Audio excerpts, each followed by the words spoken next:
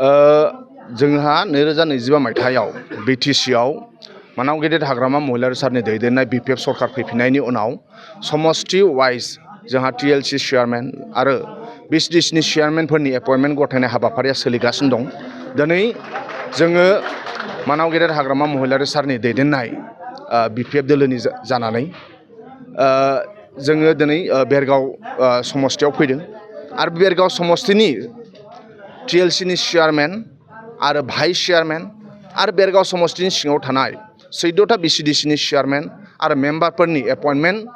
लाइजाम जि गथायनाय हाबाफारि बे हाबाफारियाव आंजों लोगोसे प्रहलाद ब्रह्मजों क'क्राझारनिफ्राय बेरगावआव फैदों आरो बे हाबाफारिखौ दैदेनदों जोंहा बेरगाव डेभेलपमेन्ट ब्लकनिनो मानगोनां बिडिअ सार। दा बे हाबाफारियाव बाहागो लानानै जोबोद गोजोननाय मोन्दों आरो जों ओंखायनो जाय बिथांमोनहा दिनै दायित्व एपइन्टमेन्ट लेटार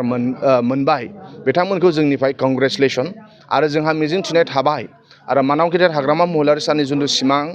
आरो बिथाङा जि हास्थायदों जे बिपिएफनि दैदेनगिरि बिथांमोनहा जाहाथे अराय सम 24 घन्टा हर सान रायजो राजानि थाखाय मोजां खामानि मावथों, कारापसन फ्रि मोनसे जाथों ग्रासरुट लेभेलाव आरो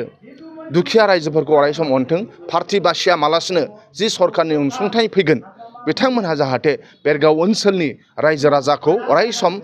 हेफाजाब होगोन आरो मदद होगोन बेखौ जों मिजिंथिनाय थाबाय। फिन खनसेबाव जाय बिथांमोनहा टिएलसि चेयारमेन दायित्व मोनबाय, भाइस चेयारमेन दायित्व मोनबाय, बिसिडिसि चेयारमेन आरो मेम्बार दायित्व मोनबाय बिथांमोनखौ आंनि फारसेनिफ्राय गोसो गोरबोजों साबायखर बावनाय थाबाय। Thank you.